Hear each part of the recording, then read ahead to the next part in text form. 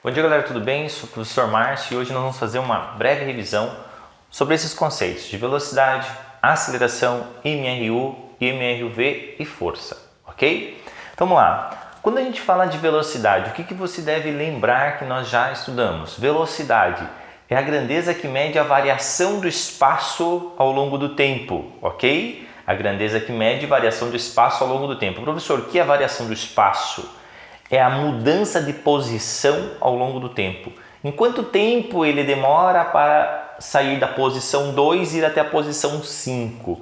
Ele demora 3 segundos. Então, qual foi a velocidade média desse objeto? Então, nós vamos falar de velocidade com uma grandeza que mede a mudança de posição ao longo do tempo. E aí você tem que lembrar que nós temos uma velocidade média, que é ΔS sobre ΔT.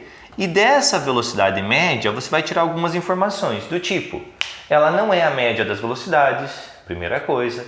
Segundo, se o objeto, se o móvel parou durante o caminho, você vai considerar todo o tempo, você não vai se importar se ele parou, se ele aumentou, se ele acelerou, não importa. A velocidade média não é real, é algo médio, ou seja, é uma estimativa. Isso é o que ele deveria ter feito, mas não fez, não é real, ok? Senão seria velocidade instantânea, certo? Tá, professor, mas agora você falou uma coisa que é interessante. A velocidade, quando ela é sempre igual, ela não muda. Então a velocidade média é igual à velocidade do corpo, sim.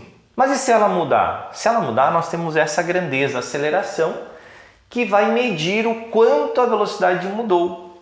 Então a grandeza, a aceleração, ela mede a variação da velocidade ao longo do tempo, ok? Vai medir a variação da velocidade ao longo do tempo. Então, ou seja, você tem um móvel que em determinado instante estava com uma velocidade e no instante seguinte aumentou a velocidade.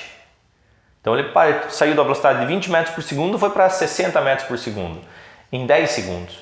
Então, ele saiu de 20, foi até 60. 60 menos 20, ele aumentou 40 metros por segundo em 10 segundos. Então, 40 metros por segundo divididos por 10 vai te dar 4 metros por segundo ao quadrado. Ou seja, a velocidade foi aumentada em 4 metros por segundo a cada segundo. Isso é aceleração.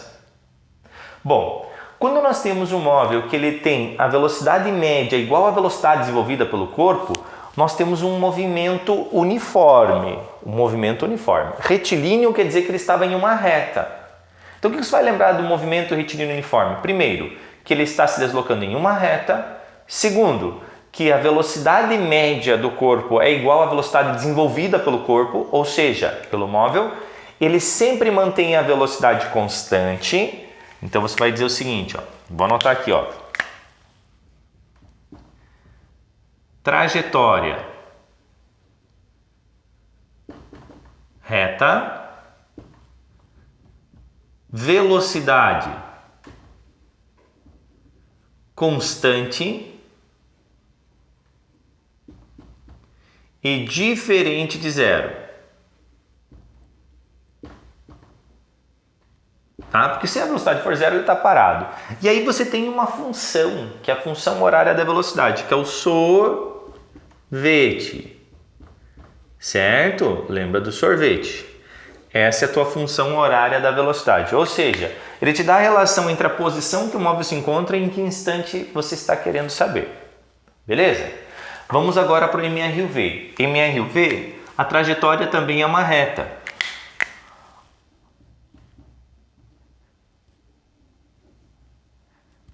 Trajetória reta, retilínea. A velocidade varia, agora você vai lembrar, vai ter uma aceleração. Então, a aceleração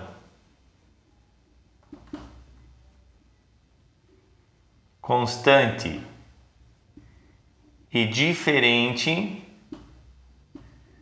de zero, ok? E aí você vai ter algumas funções do tipo, você vai ter a função da velocidade em função do tempo, V igual a V0 mais AT, que é o vovoate, né?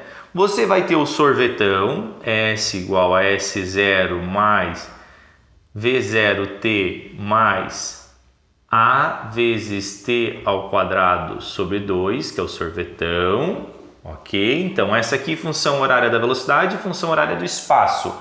E Torricelli, quando você não tem tempo, V ao quadrado igual a V0 ao quadrado mais 2A delta S, ok? Então, essa aqui é Torricelli. São as três funções que você tem. E quando nós falamos da grandeza força, força é a grandeza que a gente não tem, é difícil definir. Então a gente entende o conceito da força pelos seus efeitos. O que uma força pode causar? Alterar a condição de repouso ou movimento do corpo, né? Então se ele estava em MRU, eu coloco uma força resultante de frente zero, ele passa a ser um MRUV, ele começa a aumentar a velocidade ou diminuir a velocidade.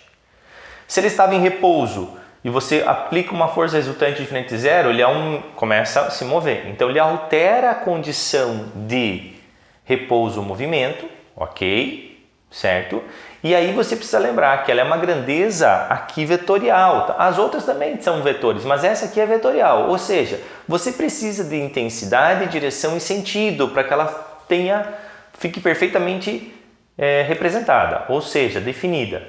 Então precisa de intensidade, você vai saber qual é a força aplicada, então você vai lembrar da força resultante, aí depende da direção e sentido das forças, né? Direção é a reta, né? Ou seja, é o corpo do vetor, certo? E o sentido, para onde ela aponta. Então vamos de novo, intensidade pode ser 5 Newton, direção horizontal, agora 5 Newton horizontal, está para lá ou está para cá? Na horizontal está para cá ou está para lá? Então eu não sei. Então tem que dizer o sentido. Para a direita, para a esquerda, para cima. Isso é sentido. Então a grandeza força, gente, para ficar perfeitamente definida, você precisa lembrar que ela é vetor.